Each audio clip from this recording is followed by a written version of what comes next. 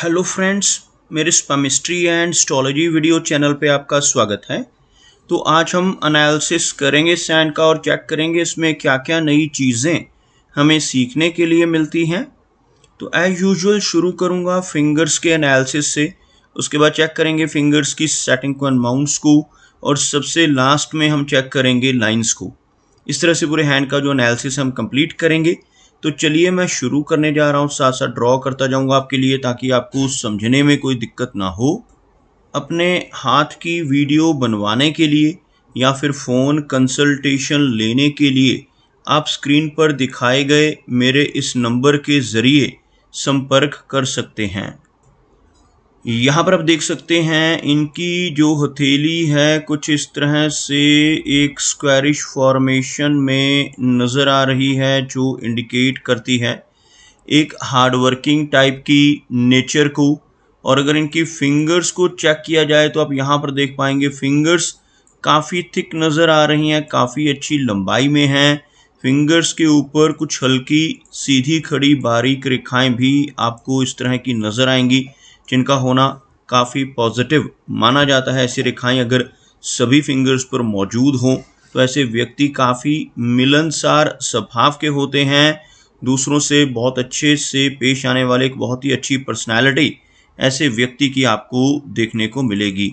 अगर हम इनकी गुरु फिंगर को देखें तो काफ़ी थिक फिंगर है, इस वजह से नेटिव की एनर्जी एंड स्टैमिना काफ़ी अच्छा रहता है।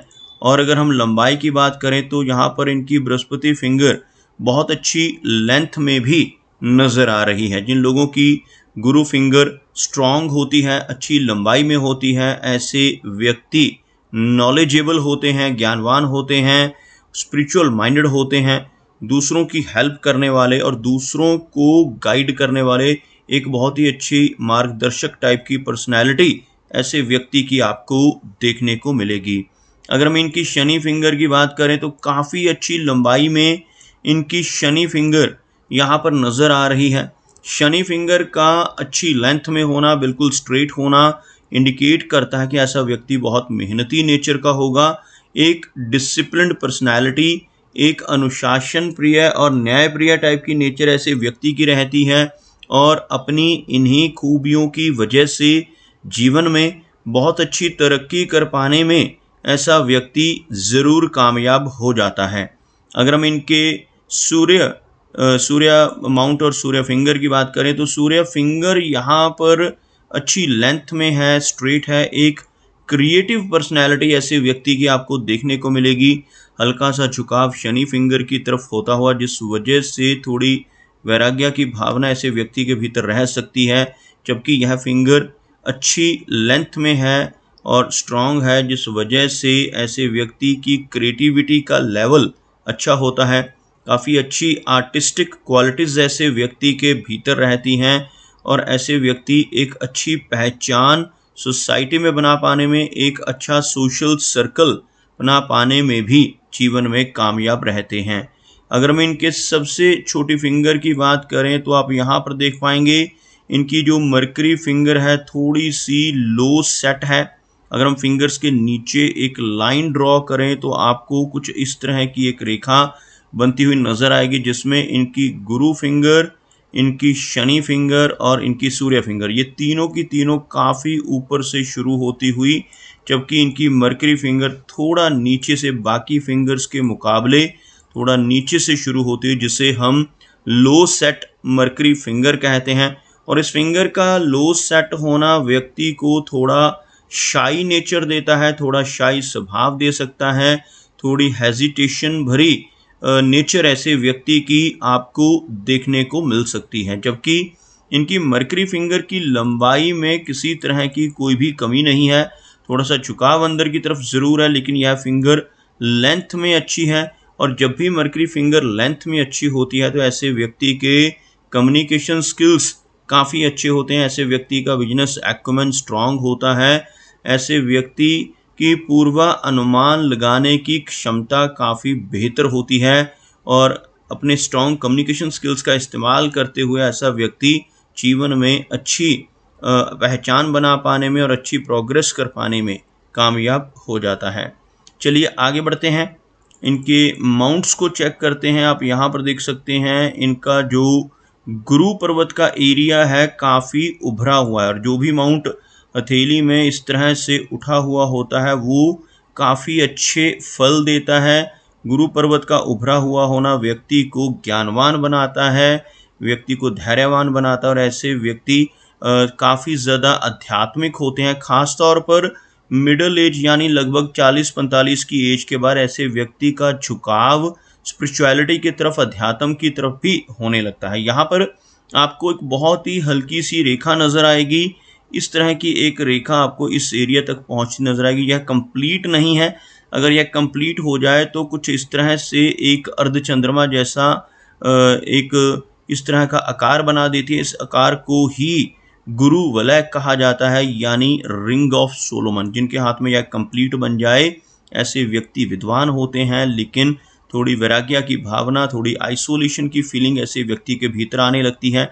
यहाँ पर यह अधूरा है, जिसको आंशिक गुरु वलय कहते हैं। अधूरा होना यहाँ पर इसके फलों को थोड़ा कम करता है, लेकिन फिर भी ऐसा व्यक्ति बहुत नॉलेजेबल होता है, काफ़ी ज़्यादा स्पिरिचुअल माइंडेड भी होता है। आप यहाँ पर देख पाएंगे एक रेखा यहाँ से उठती हुई, यह जो रेखाएं हैं यह जीवन की रेखा है, और इसके साथ सीधा चलने वाली यह रेखा मस्तिष्क की रेखा है। इनके बीच में से ही एक ब्रांच निकलकर जब इस तरह से गुरु पर्वत की तरफ बढ़ती है तो इसी ब्रांच को प्रोग्रेस ऑफशूट कहा जाता है, प्रोग्रेस लाइन कहा जाता है। जिनकी भी हथेली में इस तरह की प्रोग्रेस लाइन होती है, ऐसे व्यक्ति अपने जीवन में अपनी नॉलेज की वजह से, अपने स्ट्रॉन्ग कम्युनिकेशन स्किल्स की वजह से काफ़ी अच्छी तरक्की पाने में ज़रूर कामयाब होते हैं। अगर हम इनके शनि पर्वत को देखें तो आप यहाँ पर देखेंगे शनि का माउंट आपको दबता हुआ नज़र आएगा, और शनि माउंट का दबना करियर की शुरुआत के समय संघर्ष को बढ़ाता है। ऐसे व्यक्ति को अपने करियर की शुरुआत के समय ज़्यादा मेहनत करनी पड़ती है, अपने कंफर्ट से निकलकर काम करना पड़ता है, ज़्यादा आवर्स, ज़्यादा घंटे भी काम करना पड़ सकता है। लेकिन अगर शनि की रेखा हाथ में मौजूद हो और शनि फिंगर स्ट्रांग हो, तब ऐसा व्यक्ति अपनी इसी मेहनत की वजह से, इसी स्ट्रगल की वजह से जीवन में आगे चलकर बहुत अच्छी तरक्की पा लेता है। आप यहाँ पर देख पाएंगे इनकी शनि फिंगर तो स्ट्रांग है ही, हाथ में शनि रेखा भी मौजूद है। भले ही यह रेखा बिल्कुल कंप्लीट नहीं बन पा रही, बीच में इस रेखा के कुछ गैप हैं। जैसे आप देखेंगे यहाँ से शुरू होकर यह रेखा इस एरिया तक, फिर से यह रेखा इस तरह से आगे बढ़ रही है। बीच बीच में इस तरह के छोटे छोटे ओवरलैपिंग्स और गैप्स नज़र आएंगे आपको, जिनकी वजह से ऐसे व्यक्ति के जीवन में कुछ उतार चढ़ाव भी बने रहते हैं। लेकिन इस रेखा का हाथ में होना ही अच्छा माना जाता है। ऐसी रेखा होने से ऐसा व्यक्ति जीवन में हर तरह की सुख सुविधाएं पा लेता है। अगर हम इनके सूर्य पर्वत की बात करें तो आप देखेंगे शनि की भांति सूर्य का माउंट भी यहाँ पर हल्का सा दबता हुआ सूर्य रेखा मौजूद है, लेकिन यह रेखा भी हल्की सी कटती हुई यहाँ से आपको नजर आएगी। इस तरह की फॉर्मेशन हो, सूर्य पर्वत दब रहा हो, तो व्यक्ति को यश मिलने में कमी रहती है। ऐसा व्यक्ति दूसरों के लिए कितना भी काम कर ले, दूसरों की कितनी भी हेल्प कर ले, बदले में कोई इनाम, कोई एप्रिसिएशन नहीं मिल पाता, जिसे हम यश की कमी कहते हैं। अगर हम इनके सबसे छोटे यानी मरकरी माउंट की बात करें तो भले यह फिंगर थोड़ी सी लो सेट है, लेकिन आप देखेंगे यह एरिया उभरा हुआ है। उठा हुआ मरकरी माउंट बहुत ही अच्छा माना जाता है। जिनका मरकरी माउंट उभरा हुआ हो, ऐसा व्यक्ति अपने जीवन में अपने स्ट्रॉन्ग कम्युनिकेशन स्किल्स का इस्तेमाल करता है। साथ में आपको यहाँ पर एक रेखा भी नजर आएगी जिसको हम बिजनेस लाइन या मरकरी लाइन कहते हैं। हाथ में मरकरी लाइन मौजूद हो, मरकरी माउंट उभरा हुआ हो, तो ऐसा व्यक्ति अपने जीवन में किसी न किसी तरह का कोई काम या साइड बिजनेस कर कर भी धन कमा सकता है। ऐसा व्यक्ति अगर जॉब में चला जाता है तो वहाँ पर भी स्ट्रॉन्ग मरकरी होने की वजह से अच्छी तरक्की पाने में कामयाब हो जाता है। बात करते हैं इनकी मेजर लाइंस की।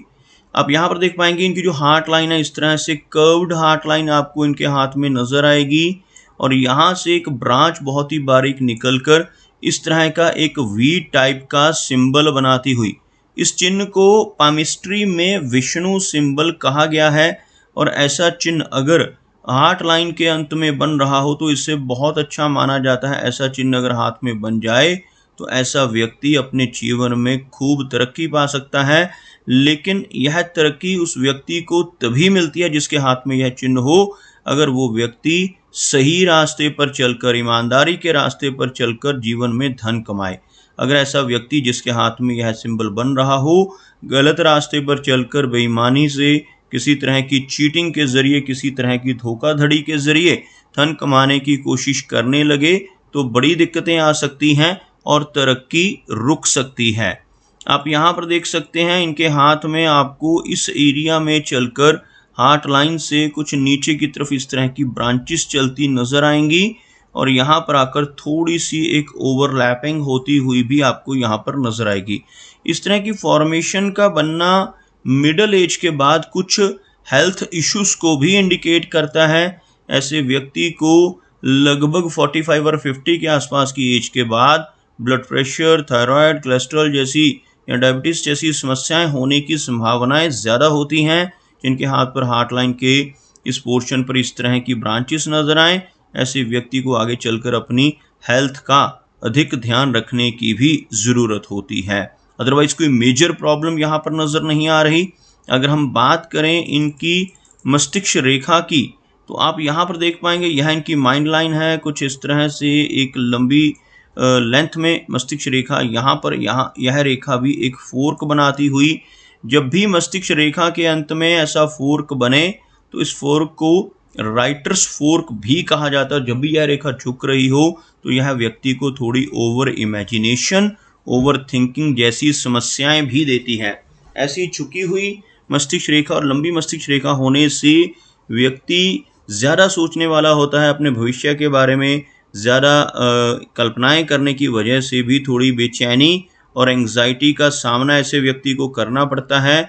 लेकिन जिनके हाथ में ऐसा फोर्क हो, अगर ऐसा व्यक्ति अपनी इमेजिनेशंस को सही रास्ते पर लगाए, सही जगह पर लगाए, यानी कुछ क्रिएटिव काम अगर ऐसा व्यक्ति अपने जीवन में करता रहे तो बहुत अच्छी तरक्की पाने में यही रेखा हेल्प करती है। माइंड लाइन यहाँ पर अच्छी नज़र आ रही है, लेकिन बीच में आपको इस एरिया में एक आइलैंड का चिन्ह बनता हुआ भी नज़र आएगा। यहाँ पर आप देख सकते हैं इस तरह की एक फॉर्मेशन जिसको हम द्वीप का चिन्ह या आइलैंड का चिन्ह कहते हैं। किसी भी रेखा पर इस तरह का चिन्ह बनना अच्छा नहीं होता।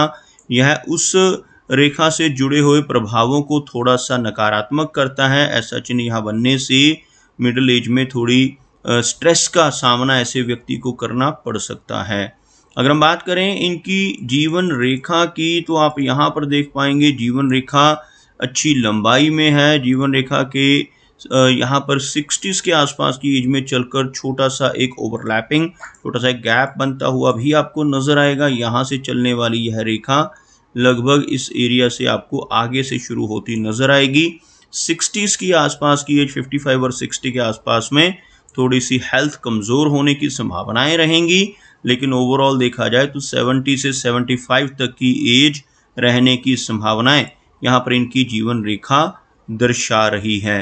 अगर हम बात करें इनके हाथ में बनने वाली मंगल यानी मार्स लाइंस की तो आप यहाँ पर देख पाएंगे इनके हाथ में डबल मार्स लाइंस बन रही हैं। यह रेखाएं व्यक्ति की एनर्जी एंड स्टैमिना को इंक्रीज करती हैं।